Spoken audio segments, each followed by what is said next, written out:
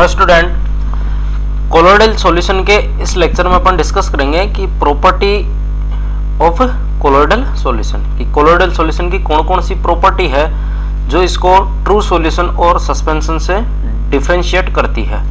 Last lecture में अपन ने देखा था कि प्यूरिफिकेशन ऑफ कोलोइड सॉल्यूशन कैसे करते हैं। इसके प्यूरिफिकेशन में अपन ने मेथड देखे थे। सबसे पहले तो देखा था डायलाइसिस मेथड, उसके बाद देखा था अपन ने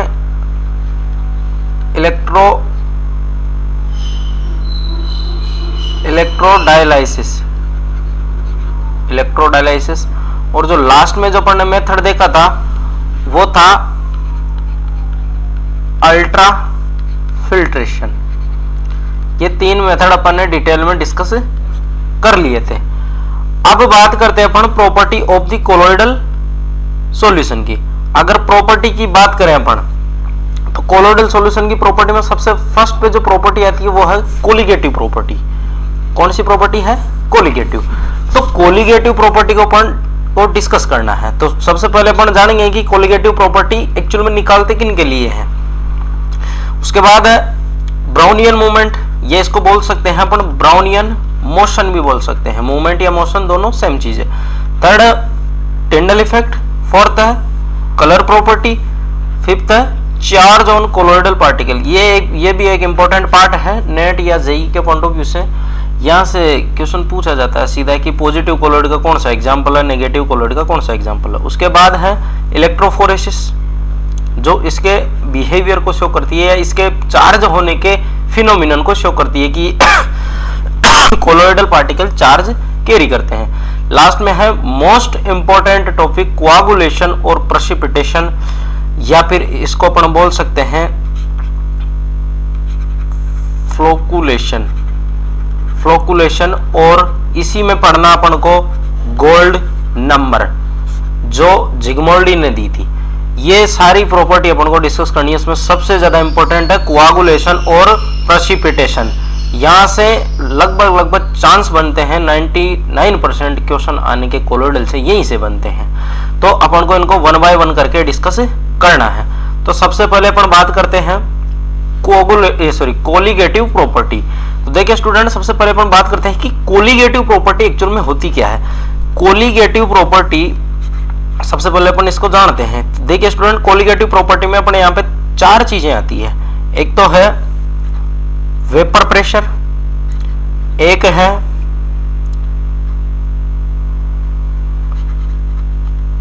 बॉइलिंग पॉइंट, और एक है मेल्टिंग पॉइंट, और लास्ट में है ऑस्मोटिक प्रेशर। ये चार कोलिगेटिव प्रॉपर्टी है और ये चारों की चारों डिपेंड किस पे करती है? नंबर ऑफ सोल्यूट पार्टिकल पे। किस पे डिपेंड करती है? नंबर ऑफ सोल्यूट पार्टिकल पे। अगर किसी सोलवेंट में, ध्यान से सुनना, अगर किसी सोलवेंट में अपन बाहर से कुछ इंप्योरिटी मिलाते हैं, तो उस सोलवेंट का वेपर प्रेशर कम हो जाता है। क्यों? क्योंकि सोलवेंट के मॉलिक्यूल को सोल्यूट के मॉलिक्यूल जो अपन बाहर से मिला रहे हैं वो उसको वहां से सेपरेट या हटा देते हैं। वहां से तो हटा देते हैं तो सोलवेंट के मॉलिक्यूल वहां नहीं रह पाते हैं। जब वो मॉलिक्यूल वहां नहीं रहेंगे तो उसके मॉलिक्यूल वेपर में नहीं जाएंगे। जब वो वेपर में नहीं जाएंगे तो वो वेपर प्रेशर कम कर देंगे। तो सोल्यूट पार्टिकल अगर बाहर से मिलाते हैं तो वेपर में जो वेपर प्रेशर उसमें लोअरिंग हो जाती है, जिसको अपन लोअरिंग इन वेपर प्रेशर बोलते हैं। और बॉइलिंग पॉइंट इसका बढ़ जाता है, क्योंकि वेपर प्रेशर कम हो जाता है तो बॉइलिंग पॉइंट इंक्रीज हो जाता है। मेल्टिंग पॉइंट है वो भी डिक्रीज होता है, ऑस्मोटिक प्रेशर इंक्रीज होता है। ये अपन डिस्कस करेंगे सॉल्यूशन के चैप्टर में। वहां पे सारे डिटेल से दिए हुए हैं। वहां पे सारी कोलिगेटिव प्रॉपर्टी पढ़ना है, इनके डेरिवेशन वो भी डिराइव करने हैं। सब कोलिगेटिव प्रॉपर्टी सॉल्यूशन वाले चैप्टर में डिस्कस करनी है। यहाँ पे तो बस इसका थोड़ा सा रिलेशन था इसके साथ कि ट्रू सॉल्यूशन और कोलोइडल सॉल्यूशन में कि कोलिगेटिव प्रॉपर्टी ज्यादा किसकी होती है और कम किसकी होती है। तो जनरली मैंने बताया है कि colligative property depends on number of solute particles. ये मैंने बताया आपको कि कोलिगेटिव प्रॉपर्टी डिपेंड किस पे करती है, नंबर ऑफ सोल्यूट पार्टिकल पे। Colligative property increase if number of particles increase, जब जितने ज्यादा नंबर ऑफ पार्टिकल्स इंक्रीज होंगे उसकी कोलिगेटिव प्रॉपर्टी उतनी ही ज्यादा होगी। तो देखो स्टूडेंट, यहाँ पे इंपॉर्टेंट बात है कि during formation of colloid particles are aggregate or associated, so number of particles is decrease and colligative property is decrease। तो ये जो लाइन लिखी है इसका मतलब समझना कि जब अपन बात करते हैं किसकी, जब अपन बात करते हैं कोलोइडल की, अपन बात करते हैं किसकी, कोलोइडल की। जब कोई कोलोइडल सॉल्यूशन फॉर्म होता है तो वहां पे मॉलिक्यूल या फिर एटम का क्या होता है, एग्रीगेशन होता है।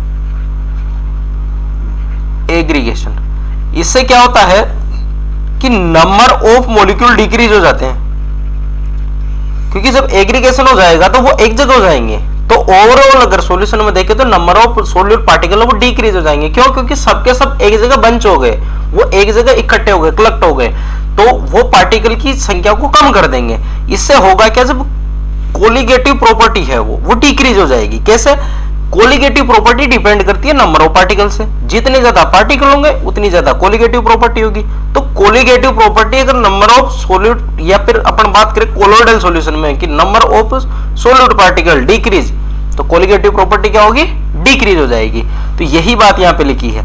So true solution has more value of colligative property rather than colloidal solution, because number of particle true solution में ज्यादा रहते हैं, कोलोइडल सॉल्यूशन में कम रहते हैं। और उसका कारण क्या है कि यहाँ पे एग्रीगेशन हो जाता है। यहाँ पे क्या हो जाता है, एग्रीगेशन हो जाता है, मॉलिक्यूल एसोसिएट हो जाते हैं। इसकी वजह से इनकी कोलिगेटिव प्रॉपर्टी कम आती है, किनकी, कोलोइडल सॉल्यूशन की, और ट्रू सॉल्यूशन की ज्यादा आती है। तो ये कोलिगेटिव प्रॉपर्टी का एक टॉपिक था जो अपन ने डिटेल से डिस्कस कर लिया है। नेक्स्ट है ब्राउनियन मूवमेंट या ब्राउनियन मोशन।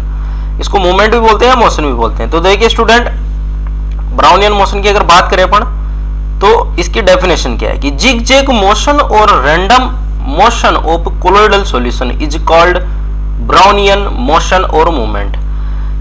जो मॉलिक्यूल या कोई भी कोलोइडल सॉल्यूशन के पार्टिकल टेढ़ी मेढ़ी गति करे, जिगजैग मोशन करे, उसी को क्या बोलेंगे, ब्राउनियन मूवमेंट बोलेंगे। और ये मूवमेंट क्यों होती है, ये मूवमेंट होती है लाइट की स्कैटरिंग के कारण, क्योंकि जैसे ही फोटोन की लाइट ऊपर से आती है जब पैकेट्स के रूप में, उसमें कुछ ना कुछ एनर्जी होती है, ये मॉलिक्यूल से टकराती है, और टकराने के बाद जब स्कैटर्ड होती है तो कुछ ना कुछ एनर्जी उसको दे देती है। तो मॉलिक्यूल क्या करते रहते हैं, एनी टाइम वो मोशन करते रहते हैं। उसी मोशन को क्या बोलते हैं, ब्राउनियन मूवमेंट या जिगजैग मोशन बोलते हैं। ये इस प्रकार की मोशन को शो करते हैं, टेढ़ी मेढ़ी गति किसी भी टाइप की हो सकती है, इसको जिगजैग मोशन बोलते हैं।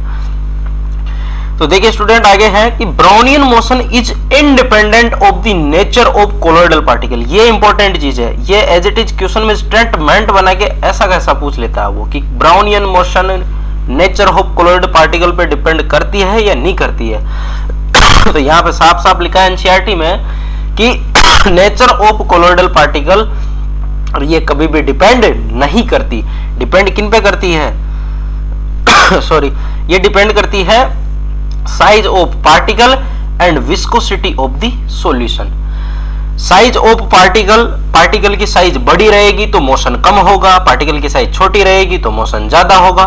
विस्कोसिटी ज्यादा होने का मतलब है कि वो गाढ़ा है, वो गाढ़ा है। गाढ़ा होने का मतलब है कि उसमें मॉलिक्यूल बहुत पास पास में है, वो एक दूसरे से इतने अट्रैक्शन से बंधे हुए हैं कि वो जो लाइट आ रही है उसकी एनर्जी से वो मूव नहीं कर पा रहे हैं। तो विस्कोसिटी अगर इंक्रीज करते हैं तो ये जो कोलोइडल पार्टिकल की जो मोशन है वो डिक्रीज हो जाती है। तो देखिए स्टूडेंट, यहाँ पे लिखा है कि साइज ऑफ पार्टिकल डिक्रीज तो मोशन इंक्रीज। पार्टिकल की साइज कम करेंगे, मोशन इंक्रीज होगी, क्योंकि लाइटर पार्टिकल मोर मोशन करते हैं। Viscosity of the solution decrease, motion increase. मैंने बताया कि विस्कोसिटी बढ़ती है तो मोशन कम होती है, तो अगर विस्कोसिटी को कम करेंगे तो मोशन बढ़ जाएगी। ब्राउनियन मोशन प्रोड्यूस स्टीयरिंग, सो पीपीटी या precipitation of colloidal does not occur, so it provide stability of the colloid. ये इंपॉर्टेंट है कि ब्राउनियन मोशन क्यों नेसेसरी है कोलोइडल पार्टिकल के लिए। वो इसलिए नेसेसरी है कि कोलोइडल पार्टिकल के जो इसके इसमें सॉल्यूशन में जो पार्टिकल है वो आपस में एक दूसरे से कोलाइड करते हैं, और कोलाइड करने की वजह से उनका ग्रेविटेशनल इफेक्ट है वो नेगलेक्ट हो जाता है। तो ग्रेविटेशनल इफेक्ट नेगलेक्ट होने की वजह से ये रैंडम मोशन करते हैं और पार्टिकल को, ये जो कोलोइडल सॉल्यूशन है इसको स्टेबलाइज प्रोवाइड करवाते हैं। ये अगर ये मॉलिक्यूल मोशन नहीं करेंगे तो एक टाइम ऐसा आएगा कि ये सेटल डाउन हो जाएंगे, और सेटल डाउन हो जाएंगे तो प्रेसिपिटेशन जम जाएगा, और प्रेसिपिटेशन जब जम जाता है तब उसको सस्पेंशन बोलते हैं। वो तो कोलोइडल नहीं रहा, वो 100 नैनोमीटर से भी क्रॉस कर गया, एग्रीगेशन हो गया वहां पे ज्यादा। तो ब्राउनियन मोशन एक ऐसी प्रॉपर्टी है जो इसकी स्टेबिलिटी को भी शो करती है कि ये ब्राउनियन मोशन जब जब होगी तो कोलोइडल पार्टिकल क्या करेंगे, मोशन में रहेंगे, जिसकी वजह से स्टेबिलिटी आएगी, क्योंकि वहां पे मॉलिक्यूल का एग्रीगेशन रुक जाता है। स्टीयरिंग का मतलब होता है कि जैसे अपन किसी या जैसे ये कोई सोलवेंट है जिसको अपन किसी रोड से इसको स्टीयर करते हैं, स्टीयर करने के बाद इसके पार्टिकल चारों तरफ से मोशन करते हैं ना, इस तरीके से ये ऑलवेज मोशन करते रहते हैं, अपन को बाहर से स्टीयर करने की जरूरत नहीं पड़ती, ये ऑलरेडी प्रोड्यूस करते हैं। ये कोलोइडल सॉल्यूशन की ये खास बात होती है इसमें कि ये स्टीयरिंग को प्रोड्यूस करते हैं, और किसके थ्रू करते हैं, लाइट की स्कैटरिंग के थ्रू। जैसे एनर्जी मिली मोशन करने लग जाते हैं। तो ये प्रॉपर्टी थी इनकी ब्राउनियन मोशन की। नेक्स्ट अपन बात करते हैं टिंडल इफेक्ट की। ये थर्ड प्रॉपर्टी है, इंपॉर्टेंट है ये भी। थर्ड प्रॉपर्टी की अगर बात करें अपन टिंडल इफेक्ट, तो देखिए स्टूडेंट, टिंडल इफेक्ट एक लाइट की स्कैटरिंग है। लाइट की क्या है, स्कैटरिंग। तो ध्यान देना, यहां पे ये कोई कोलोइडल सॉल्यूशन भरा हुआ है, यहां पे कोई कोलोइडल सॉल्यूशन भरा हुआ है। यहां से अपन क्या कर रहे हैं कि लाइट एक कंडेंस लेंस का मतलब होता है कि ये लेंस इस लाइट को कंट्रोल कर लेता है और एक फिक्स मैनर में भेजता है। ये जैसे भेज रहा है ना इधर, ऐसे फिक्स मैनर में भेजता है वो। तो जैसे ही ये किसी कोलोइड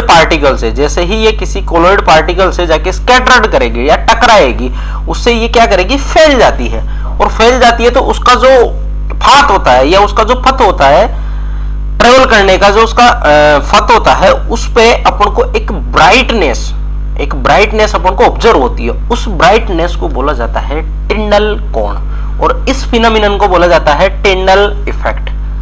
ये पूरा का पूरा, ये जो मैंने यहाँ पे बना रखा है, ये पूरा का पूरा ये कोण, ये पूरा का पूरा क्या हो जाता है, ब्राइट हो जाता है। और ये जब ब्राइट हो जाता है तो अपन को यहाँ से पार्टिकल की मूवमेंट नजर आती है। पार्टिकल जो टेढ़ी मेढ़ी गति करते हैं, जो जिगजैग मोशन करते हैं, वो एज इट इज जैसे कैसे ऑब्जर्व होती है। और यहाँ पे जैसे माइक्रोस्कोप से देख से, तो माइक्रोस्कोप से एज इट इज अपन को ऑब्जर्व हो जाती है। ये जो ब्राइट टिंडल कोण है, ये स्कैटर्ड लाइट है। स्कैटर्ड क्या है, लाइट है। और ये फिजिक्स में अच्छे से पढ़ते हैं अपन कि लाइट की स्कैटरिंग पढ़ते हैं, वहां पे डिफरेंट टाइप्स के लॉ आते हैं, उन सबको डिस्कस करते हैं। तो वहां से पता चलता है कि जैसे रिले स्कैटरिंग आती है, तो रिले स्कैटरिंग ये बोलती है कि स्कैटरिंग तभी ही होगी जब वेवलेंथ की जो ऑर्डर होगी उसी रेंज की पार्टिकल की साइज होगी, अदरवाइज स्कैटरिंग नहीं होगी। जैसे स्काई है वो ब्लू ऑब्जर्व होता है, वो ब्लू इसलिए ऑब्जर्व होता है कि वहां पे जो एनवायरनमेंट के पार्टिकल है वो स्कैटर्ड कर रहे हो, और स्कैटर्ड करने के बाद वो उस लाइट को एमिट कर रहे हैं जो अपन को ब्लू दिख रही है। जो स्काई है वो ऐसा दिखता है ना, वो इसी वजह से दिख रहा है वो, ठीक है। तो ये थी टिंडल इफेक्ट। तो यहां पर देखते हैं अपन, a beam of light is passed through colloidal solution, then its path will be bright. This phenomenon is known as Tyndall effect. Tyndall effect क्या है, जब एक बीम, लाइट की बीम को अपन कोलोइडल सॉल्यूशन में पास आउट करते हैं तो उससे उसका जो स्कैटर्ड फाथ होता है वो अपन को ब्राइट दिखने लग जाता है। इसी फिनोमिनन को क्या बोलते हैं अपन, टिंडल इफेक्ट बोलते हैं। आगे इसकी कुछ और डिटेल है जिसमें देखते हैं अपन की कंडीशन सॉरी, अपन डिस्कस करते हैं कंडीशन ऑफ टिंडल इफेक्ट। तो देखिए कंडीशन क्या होनी चाहिए। कंडीशन फर्स्ट है, the diameter of the particle should be of the order of wavelength of the light. ये इंपॉर्टेंट है। स्कैटरिंग तभी होगी जब पार्टिकल का डायमीटर और वेवलेंथ का ऑर्डर सेम होगा, जो इंसिडेंट रेडिएशन है उसका वेवलेंथ सेम होगा, अदरवाइज स्कैटरिंग नहीं होगी, वो ट्रू सॉल्यूशन की कैटेगरी में चला जाएगा, वहां स्कैटरिंग नहीं होती है। तो स्कैटरिंग के लिए जरूरी है diameter of the particle and order of the wavelength same होना चाहिए। इसी को रिले जीन स्कैटरिंग बोलते हैं, जो अपन लाइट वाले चैप्टर में पढ़ते हैं। जो आकाश का जो कलर है वो इसी की वजह से दिखाई देता है, जो स्काई का कलर है। सेकेंड प्रॉपर्टी है the refractive index of disperse phase and dispersion medium is different. ये तो ऑब्वियस बात है कि जब तक दो सॉल्वेंट या कोई दो डिफरेंट टाइप के सोल्यूट है, या सॉल्वेंट सोल्यूट ले लो, कोई सा भी ले लो, अगर उनके बीच में ये जो रिफ्रैक्टिव इंडेक्स होता है अगर इसका गैप नहीं होगा तो वो लाइट पास हो जाएगी, अपन को दिखेगी नहीं कि इसमें दो चीज गुली हुई है, वो अपन को नहीं दिखेगी। जैसे ट्रू सॉल्यूशन होता है, ट्रू सॉल्यूशन में से आप लाइट को पास कर दो, वो एज इट इज जैसे कैसे पास हो जाएगी। क्यों? क्योंकि ट्रू सॉल्यूशन में यहाँ पे कुछ ऐसे फिनोमिनन नहीं होता स्कैटरिंग जैसा। यहाँ पे स्कैटरिंग इसलिए हो रही है ना कि जो डिस्पर्स फेज है वहां पे सोल्यूट के पार्टिकल है, उनका डायमीटर अलग है उनका डायमीटर जो लाइट आ रही है उस ऑर्डर के हैं, इसी वजह से तो स्कैटरिंग हो रही है। तो रिफ्रैक्टिव इंडेक्स में यहाँ पे डिफरेंस होना चाहिए। जो मैजिशियन होता है वो जादू ऐसे ही तो दिखाता है, वो कुछ चीजें ऐसी ऑब्जर्व करवाता है कि उनका रिफ्रैक्टिव इंडेक्स और एयर का refractive index as it is होता है। इसी वजह तो अपन को आंखों से ऑब्जर्व नहीं होती वो चीजें। जो मैजिशियन है वो ऐसे ही तो जादू दिखाते हैं वो। इसीलिए तो बोला जाता है कि रिफ्रैक्टिव इंडेक्स जब तक सेम रहेगा अपन को कोई भी चीज ऑब्जर्व नहीं होगी। जैसे एयर का रिफ्रैक्टिव इंडेक्स कुछ भी होता है, जैसे शायद आई थिंक 4/3 होता होगा शायद इसका n, या वाटर का होता है, तो कुछ भी हो, जैसे अगर 4/3 n की कोई ऐसी अपन कोई डिवाइस बनाए हैं जिसका रिफ्रैक्टिव इंडेक्स यही है, तो वो चीज अपन को ऑब्जर्व नहीं होगी। अगर उसी रिफ्रैक्टिव इंडेक्स के कोई मीडियम में रख रखे हैं अपन तो ऑब्जर्व नहीं होगी, वो गायब हो जाती है, वो दिखती नहीं है। वो इसलिए नहीं दिखती क्योंकि लाइट एज इट इज आर पार हो जाती है, वो उससे कोई वहां पे ना तो रिफ्रैक्शन होता है, ना डिफ्रैक्शन होता है, ना ही कोई स्कैटरिंग होती है। तो ये बात समझ में आई कि रिफ्रैक्टिव इंडेक्स और डिस्पर्सिव फेज और डिस्पर्सन मीडियम के जो डिफरेंस जरूरी है। उसके बाद देखते हैं अपन, it can not give any information about particle shape and size. Tyndall effect particle की शेप और साइज के बारे में कोई इंफॉर्मेशन नहीं देता, ये सिर्फ ये बताता है कि स्कैटरिंग हुई है और इनका ऑर्डर उसके बराबर है, इसके अलावा उसको कुछ नहीं मिलता। Tyndall effect is used to distinguish between true solution and colloidal solution. हाँ, ये बिल्कुल सही बात है। जो टिंडल इफेक्ट है वो ट्रू सॉल्यूशन को डिफरेंशिएट करता है। वो कैसे करता है? देखिए स्टूडेंट, जैसे यहाँ पे कोई ट्रू सॉल्यूशन है और यहाँ पे कोई अलग सॉल्यूशन है जिसको अपन क्या बोल रहे हैं? Colloid solution, colloidal solution. तो कोलोइडल सॉल्यूशन की पार्टिकल की साइज वेवलेंथ के ऑर्डर की होती है। तो वेवलेंथ के ऑर्डर की होती है, तो यहाँ पे क्या होती है? स्कैटरिंग होती है। क्या होती है? स्कैटरिंग होती है। जबकि ट्रू सॉल्यूशन में स्कैटरिंग नहीं होती है। स्कैटरिंग नहीं होने का रीजन क्या है? 1 नैनोमीटर से भी क्या रहती है? 1 नैनोमीटर से इसकी पार्टिकल की साइज क्या रहती है? छोटी रहती है। इसकी वजह से ये स्कैटरिंग शो नहीं करते हैं। तो अपन अगर कोई दो सॉल्यूशन दे दे और बोले कि कौन सा वाला ट्रू है, कौन सा कोलोइडल है, तो लाइट से आसानी से पता चल जाता है। यहाँ से अगर लेजर बीम या कोई से भी पास करेंगे तो ये पूरा का पूरा ब्राइट दिखेगा, जबकि यहाँ पे ऐसा कुछ भी नहीं होता है। तो टिंडल इफेक्ट इनको डिस्टिंग्विश करने के काम में आता है। कुछ एग्जाम्पल है, कुछ एग्जाम्पल की अगर बात करें अपन तो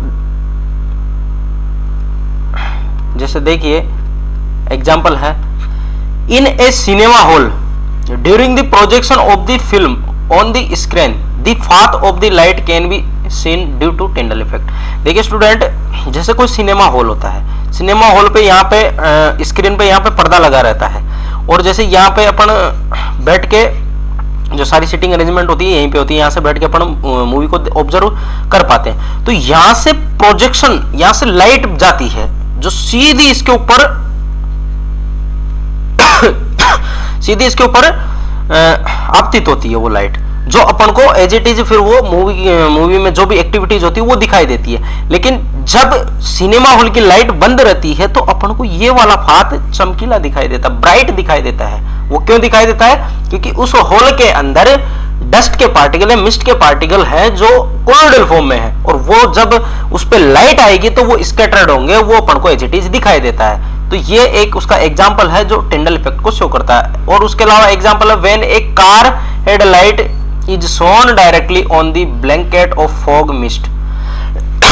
ये भी अच्छा एग्जांपल है कि जब फॉग या मिस्ट की चादर पे ब्लैंकेट ऑफ फॉग या मिस्ट का मतलब होता है कि फॉग या मिस्ट की चादर, मतलब वहां पे घना कोहरा हो और उस पे अपन अगर कार की हेडलाइट से अगर डायरेक्टली फोकस या जो उसकी लाइट है उसको उस पर डालते हैं तो अपन को एज इट इज ऐसा का ऐसा जो उसके मॉलिक्यूल है फॉग और मिस्ट के वो टेढ़ी मेढ़ी गति करते या जिग मोशन करते हुए नजर आते हैं वो एक टिंडल इफेक्ट को शो करती है।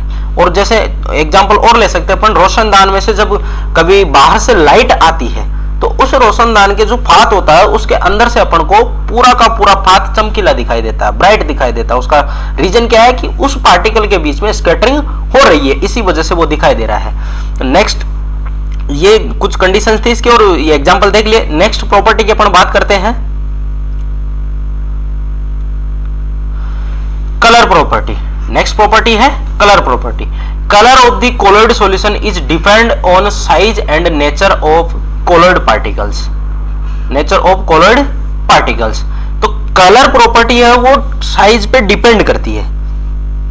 कलर जो प्रॉपर्टी है वो साइज पे डिपेंड करती है। और साइज पे आने के बाद अपन बात करते हैं कि ये इनके एनर्जी गैप पे डिपेंड करती है। अपन ने एमओटी में पढ़ा था, एक बीएमओ होता है और एक एबीएमओ होता है, तो इन पार्टिकल की साइज पे डिपेंड करती है। लास्ट में इनके मेटालिक बॉन्ड की अगर चर्चा करें तो वहां बीएमओ और एबीएमओ फॉर्मेशन होता है। इसकी वजह से ये एनर्जी गैप साइज के अकॉर्डिंग चेंज होता रहता है। तो ये कुछ एग्जांपल है जो एनसीईआरटी में एज इट इज दिए हुए हैं कि अगर पार्टिकल की साइज इंक्रीज करते हैं तो उनका कलर क्या होता जाता है, चेंज होता जाता है। जैसे देखिए एजीसोल है, एजीसोल अगर साइज सबसे कम रहती है तो येलो कलर का दिखाई देता है, अगर जैसे साइज थोड़ा बढ़ाते हैं तो वो रेड कलर का हो जाता है, और साइज बढ़ाते हैं तो वो ग्रे कलर का हो जाता है, और अधिक मैक्सिमम साइज तक लेके चले जाते हैं तो पूरा का पूरा ब्लैक हो जाता है। क्यों? क्योंकि उसका एनर्जी गैप इतना बढ़ जाता है कि सारी की सारी एनर्जी को वो एब्जॉर्ब कर लेता है, और जो सारी की सारी एनर्जी को एब्जॉर्ब कर ले वो ऑलवेज ब्लैक दिखाई देता है।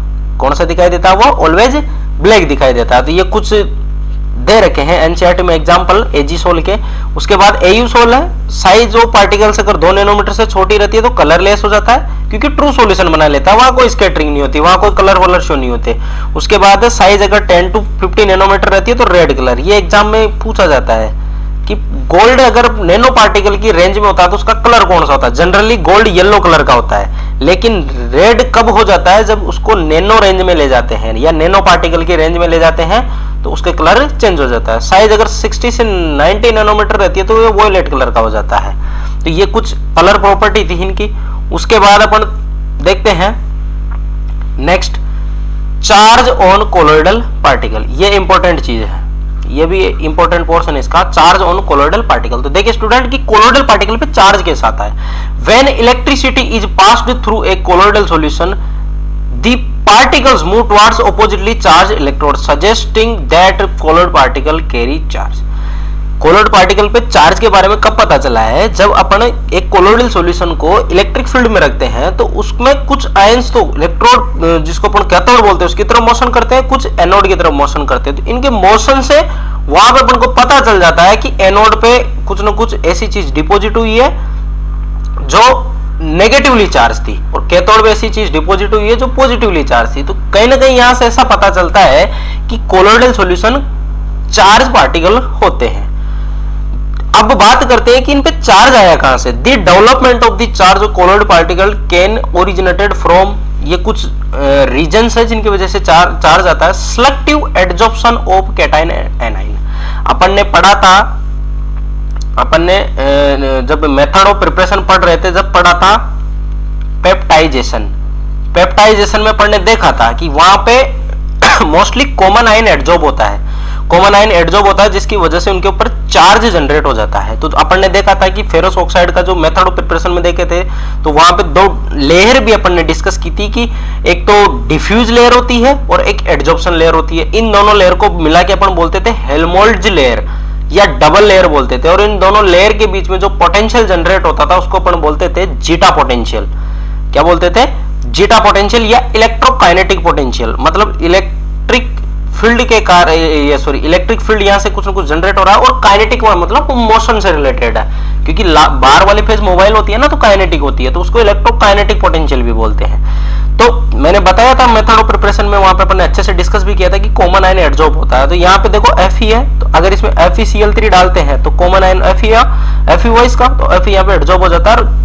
जो लेयर बाहर की तरफ एडजॉर्ब होती है उसके अकॉर्डिंग साइन डिसाइड हो जाता है, तो इसमें पॉजिटिव चार्ज आता है, इसकी वजह से ये कौन सा कोलोइडल है, पॉजिटिव कोलोइडल। सेम ऐसे ही है, आर्सेनिक सल्फाइड है, ये भी कॉमन आयन को एडजॉर्ब करता है। जब इसको H2S गैस में रखते हैं तो सल्फाइड आयन का एडजॉर्प्शन कर लेता है, और कौन सा बिहेव शो करता है, नेगेटिव कोलोइड वाला बिहेव शो करता है। तो फर्स्ट अपन ने देख लिया कि selective adsorption of the cation and anion, और अपन ने ये देखा था ये इसलिए बनते हैं इनको स्टेबलाइजेशन देने के लिए, क्योंकि फेरस ऑक्साइड प्रेसिपिटेशन में आ जाता है, इसको रोकने के लिए ही ये क्या करते हैं, एडजॉर्प्शन कर लेते हैं और पार्टिकल को स्टेबलाइज कर देते हैं वो, क्योंकि ये पार्टिकल जैसे Fe+3 आया ना इसके ऊपर, दूसरी लेयर में भी Fe+3 होगा तो एक दूसरे को रिपेल करेंगे, सेटल डाउन नहीं होने देंगे, इसी वजह से ये स्टेबलाइजेशन में आ जाते हैं। उसके बाद नेक्स्ट अपन बात करते हैं इनके पॉजिटिव और नेगेटिव कोलोइड की। ये बहुत ही इंपॉर्टेंट है, यहां से लगभग चांस बनते हैं क्वेश्चन आने के, पॉजिटिव कोलोइड और नेगेटिव कोलोइड। तो देखिए स्टूडेंट, ये एनसीईआरटी में दिए हुए हैं कि metal oxide and hydrated metal oxide, metal oxide और हाइड्रेटेड, हाइड्रेटेड का मतलब है जिनसे वाटर मॉलिक्यूल जुड़ा हुआ है। देखो यहाँ जैसे ये जुड़ा हुआ नहीं, ये सब हाइड्रेटेड है, और ये मेटल ऑक्साइड TiO2, ये सब क्या होंगे, ऑक्साइड और मेटल हाइड्रोक्साइड, ये क्या होंगे, पॉजिटिव कोलोइड होंगे। क्या होंगे, पॉजिटिव कोलोइड होंगे। इनके ऊपर ऑलवेज क्या रहेगा, पॉजिटिव। जैसे अपन ने देखा था ये हाइड्रोक्साइड है, हाइड्रोक्साइड है ना, इसके ऊपर कौन सा चार्ज आ गया, पॉजिटिव, तो ये किस कैटेगरी में आएंगे, पॉजिटिव कोलोइड। अभी अपन इस सल्फाइड वाले को नेगेटिव में डिफाइन करेंगे, क्यों, क्योंकि इसके बाहर कौन सा चार्ज है, नेगेटिव चार्ज। तो अपन अगर इसकी बात करें नेगेटिव वाले की, जो मेटल के सोल होते हैं, metal sol Ag, Au, Cu, Pt आदि जो भी एटसेट्रा जो भी है, ये सब क्या है, नेगेटिव है। नेगेटिव क्यों है, अपन ने ब्रेडिक्स आर्क मेथड पढ़ा था, तो ब्रेडिक आर्क मेथड में अपन ने देखा था कि इनके बीच में स्पार्किंग करवाते हैं। यहाँ पे क्या करवाते हैं, स्पार्किंग। और जब स्पार्किंग होती है तो यहां से मेटल क्या करती है, वेपर फेज में चली जाती है। वेपर फेज में जाने के बाद वो कंडेंस होती है, कंडेंस होकर जब वो आइस बात से उसमें डिजोल्व होती है तो मेटल में कुछ इलेक्ट्रॉन कैप्चर हो जाते हैं। और कैप्चर क्यों जाते हैं, क्योंकि जब मेटल कंडेंस में जाती है तो वो अपने इलेक्ट्रॉन को लॉस करती है, तो लॉस करती है तो वो इलेक्ट्रॉन कहां जाएंगे, वो मेटल के सॉल्यूशन में ट्रैप होंगे, तो वो मेटल के चारों तरफ क्या हो जाते हैं, डिपोजिट हो जाते हैं ऐसे। तो मेटल के चारों तरफ डिपोजिट हो जाते हैं, तो इसकी वजह से मेटल सोल कैसा दिखाई देता है, नेगेटिव टाइप का दिखाई देता है। उसके बाद है मेटल हाइड्रोक्साइड, ये अपन ने भी डिस्कस किया था, एपीओज का ऑल्थराइज। मेटल सल्फाइड ये देख लिया था अपन ने, जैसे कैडमियम सल्फाइड है, आर्सेनिक सल्फाइड है, एंटीमनी सल्फाइड है, ये सब किस में आएंगे, उसी कैटेगरी। बेसिक डाई, ये इंपॉर्टेंट है, यहां से basic dye and acidic dye. तो देखिए बेसिक डाई मिथाइलिन ब्लू होती है, एसिड डाई जो बेस की तरह ट्रीट करे, यानी क्षार की तरह जो ट्रीट करती है, वो कौन सी होती है, बेसिक डाई होती है। इस पे NH2 टाइप के ग्रुप रहते हैं जो क्या करते हैं, H+ को एब्स्ट्रैक्ट करते हैं। जब ये इस पे अटैक करेंगे तो क्या बनाएंगे, NH3 पॉजिटिव, इस तरह का बनाते हैं। जैसे अपन देखते हैं ना लुईस बेस, लुईस बेस की तरह ये ट्रीट करते हैं कि ऐसे बेस जो लोन पेयर डोनेट करते हैं लुईस बेस कहलाते हैं। अब इसके ऊपर पॉजिटिव चार्ज आया, तो पॉजिटिव चार्ज आने की वजह से कौन सा कोलोइडल है, ये पॉजिटिव कोलोइडल है। ऐसे ही एसिडिक डाई है, एसिडिक डाई ऐसी डाई होती है जो H+ को रिमूव करती है। जैसे इसमें किसी डाई में OH ग्रुप हो, किसी में COOH ग्रुप हो, H को रिमूव करने के बाद इसके ऊपर क्या आएगा, O-, और इस माइनस की वजह से ये कौन सी कैटेगरी में रखी गई है, नेगेटिव कोलोइड में। जैसे कांगो रेड है, इयोसिन रेड है, इनमें OH और COH ग्रुप होते हैं। इन ग्रुप्स की वजह से जनरली OH ग्रुप होता है 99%, OH ग्रुप की वजह से ये क्या करते हैं कि बेस जब डालते हैं तो H+ को रिमूव कर देते हैं और इनके ऊपर नेगेटिव चार्ज आ जाता है, और H+ देने की वजह से इनको एसिडिक डाई बोलते हैं, और ये नेगेटिव कोलोइड की तरह बिहेव करती है। उसके बाद है हीमोग्लोबिन, यहाँ पे लिखा है कि ब्लड और हीमोग्लोबिन, तो हीमोग्लोबिन याद रखना पॉजिटिव कोलोइड है। स्टार्च, गम, जिलेटिन, क्ले और चारकोल, ये किसके एग्जांपल है, नेगेटिव कोलोइड के, और इनको पूछा जाता है, ये अपने गोल्ड नंबर में भी काम में आएंगे, इनको याद रखना। गोल्ड नंबर जब पढ़ेंगे अपन तो वहां पे प्रोटेक्शन के रूप में काम में आते हैं स्टार्च, गम और जिलेटिन।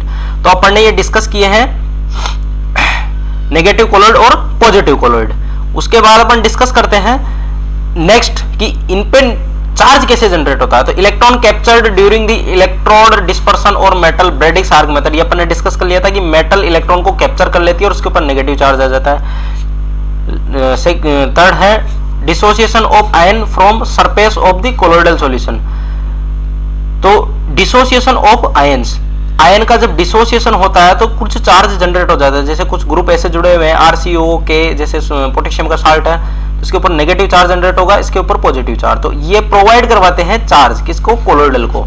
ऐसे ही है द प्रेजेंस ऑफ एसिडिक और basic groups in colloidal solution, it provide charge on the colloidal. अपन ने भी डिस्कस किया था कि जैसे कुछ बेसिक डाई होती है जिनके ऊपर पॉजिटिव चार्ज आता है, एसिडिक डाई के ऊपर नेगेटिव, जैसे देखो एसिड है, ये बेसिक मीडियम में डालेंगे तो अपन इसके ऊपर नेगेटिव चार्ज आ जाएगा, और जैसे ये बेस है इसको एसिड में डालते हैं तो इसके ऊपर पॉजिटिव चार्ज आ जाता है। तो बेस पॉजिटिव को सोल बनाती है और एसिड वाले नेगेटिव सोल बनाते हैं। तो ये कुछ चीजें हैं जो अपन ने डिस्कस की है कि इनके ऊपर चार्ज कैसे जनरेट होता है। तो कुछ रीजन्स थे, वो 4 रीजन मैंने 1 बाय 1 डिस्कस कर लिए हैं। उसके बाद इलेक्ट्रोफोरेसिस, उसके बाद है इलेक्ट्रोफोरेसिस। तो देखिए स्टूडेंट, इलेक्ट्रोफोरेसिस क्या होती है, ये एक फिनोमिनन है जो क्या बताता है कि कोलोइडल सॉल्यूशन के अंदर चार्ज प्रेजेंट है। इसी की वजह से अपन को पता चल पाता है कि कोलोइडल सॉल्यूशन पे चार्ज है, और वो कैसे, इनके मूवमेंट से। तो देखना स्टूडेंट, इसकी डेफिनेशन क्या है, it is the phenomenon of migration of colloidal particle towards oppositely charge electrode under the influence of applied electric field. देखिए स्टूडेंट, कोलोइडल पार्टिकल के ऊपर चार्ज होता है, अगर बाहर से अपन 2 इलेक्ट्रॉन लगाएंगे पॉजिटिव और नेगेटिव चार्ज, तो ये कोलोइडल सॉल्यूशन के जो पार्टिकल है ये रैंडम मोशन करने लग जाएंगे, और ये मोशन उस तरफ करेंगे जिस तरफ से इनको ऑपोजिटली इलेक्ट्रोड मिल रहा है। भाई पॉजिटिव चार्ज तो नेगेटिव की तरफ जाना चाहेगा ना, पॉजिटिव पॉजिटिव तो अट्रैक्ट करने से रहा, तो पॉजिटिव चार्ज नेगेटिव इलेक्ट्रोड की ओर जाता है और नेगेटिव चार्ज पॉजिटिव इलेक्ट्रोड की ओर आता है। तो इसमें अपन कोलोइडल सॉल्यूशन को लेते हैं, और कोलोइडल सॉल्यूशन को एक टाइप का लेंगे, जैसे मैंने यहाँ पे एग्जांपल में मेंशन कर रखा है FeOH का वोल्टराइज, ये सोल है, और ये कौन सा है, पॉजिटिव कोलोइड सोल है, जो अपन ने डिस्कस किया था, इसके ऊपर पॉजिटिव चार्ज आता है, FeOH का वोल्टराइज, उसके ऊपर Fe की लेयर आ जाती है। तो देखो स्टूडेंट, यहाँ पे negative charge particle move towards positive and and positive charge particles move negative ends. तो यहाँ पे अपन ने एग्जांपल मेंशन कर लिया है कि FeOH का वोल्टराइज है, ये कौन सा कोलोइडल है, पॉजिटिव कोलोइडल है। अब ये मूव किधर करेगा, नेगेटिव एंड की ओर करेगा या पॉजिटिव एंड की ओर, नेगेटिव पॉजिटिव वाला है ना, तो किधर मूव करेगा, नेगेटिव एंड की ओर मूव करेगा। तो यहाँ पे अपन ने सेटअप बना रखा है इलेक्ट्रोफोरेसिस का, ये डायग्राम है जिसमें यहाँ से देखो एक इलेक्ट्रोड यहाँ पे लगा रखा है, एक इलेक्ट्रोड यहाँ पे लगा रखा है, नेगेटिव एंड को कैथोड बोलते हैं, पॉजिटिव एंड को एनोड बोलते हैं। यहाँ रिजर्वायर लगा रखा है जिसमें से अपन को कोलोइड को यहाँ से डालते हैं, तो ये कोलोइड ऊपर से नीचे की ओर यहाँ पे स्टॉप कॉक लगा रखा है, इसको खोल के अपन कोलोइड इसमें डाल लेते हैं, और इसमें ये जो ट्यूब है यू शेप की जो ट्यूब है, इसमें कोलोइड सॉल्यूशन है, और इसमें अपन water as a dispersion medium लेते हैं जनरली, क्योंकि ऑलमोस्ट सारे के सारे कोलोइडल वाटर में डिजोल्व होते हैं, तो एज ए वाटर है अपन यहाँ पे एज ए रेफरेंस के रूप में लेते हैं। तो यहाँ पे देखो ये सोल है, पॉजिटिव पॉजिटिव पॉजिटिव पॉजिटिव, सब जगह पॉजिटिव है, और ये देखो ये सारे के सारे मोशन कर रहे हैं किधर, नेगेटिव की ओर, क्योंकि पॉजिटिव किधर जाएंगे, नेगेटिव की ओर। तो यहां से इलेक्ट्रोफोरेसिस से अपन कोलोइडल को भी सेपरेट कर सकते हैं, ये बहुत अच्छी टेक्निक है।